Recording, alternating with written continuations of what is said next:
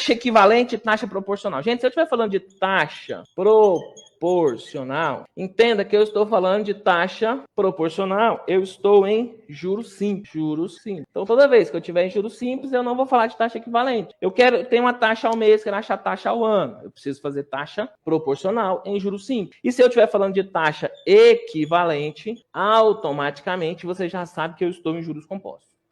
Taxa equivalente, eu já estou em juros compostos. Edilson, se eu tenho uma taxa, vou usar esse exemplo básico, né? Se eu tenho uma taxa que é uma taxa de 1% ao mês e eu quero descobrir qual que é essa taxa ao ano, se eu estiver falando de taxa proporcional, eu vou simplesmente perguntar quantos meses tem no ano. Aí você vai me falar assim, Edilson, tem 12 meses. Então, eu vou pegar essa taxa ao mês e multiplicar por 12. Vai ser 1% vezes 12, que vai dar os 12 ao ano. Então, uma taxa ao mês, se eu estiver carregando ela para o ano, em juros simples, eu simplesmente faço dessa forma. Multiplico a taxa pelo prazo. Perguntando quanto tempo que eu tenho no ano, quantos meses que eu tenho no ano, eu vou achar a taxa ao ano. E se eu estiver trabalhando com a taxa em juros compostos? Ora, em juros compostos eu já não chamo mais taxa proporcional. Então, é o seguinte, você achou taxa proporcional, você já sabe que é juros simples. Não tem dúvida. Não tem dúvida. Taxa proporcional é juros simples. Apareceu um quesito que o advogado erroneamente colocou taxa proporcional, você está falando, olha, o cara pisou na bola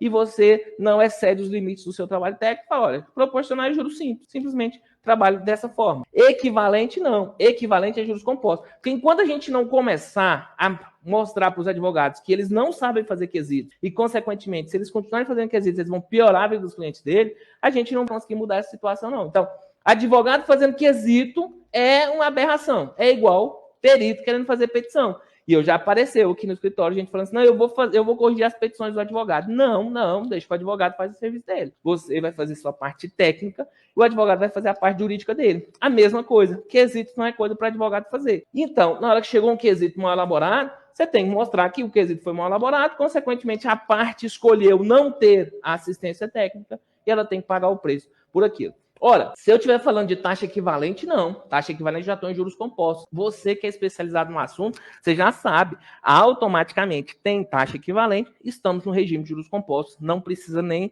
abrir aí para explicar que é juros compostos. Não, taxa equivalente a juros compostos. E como que eu faço essa taxa equivalente a juros compostos? Ora, se eu tenho uma taxa de 1% ao mês e eu quero achar essa minha taxa ao ano, eu tenho que fazer diferente. Agora, a regra é a taxa equivalente é igual 1 mais a taxa elevado ao prazo menos 1. Então, é assim que você faz a taxa equivalente em juros compostos. Então, a gente teria aqui taxa equivalente 1 mais a taxa de 1% elevado ao prazo, que é 12, menos 1. A gente acharia uma taxa equivalente aqui de 1,1268 menos 1 a taxa seria 12,68 ao ano. Então, veja que é diferente o jeito de trabalhar quando eu estiver trabalhando em juros compostos. Juros compostos, eu vou trabalhar com o cara lá na potência.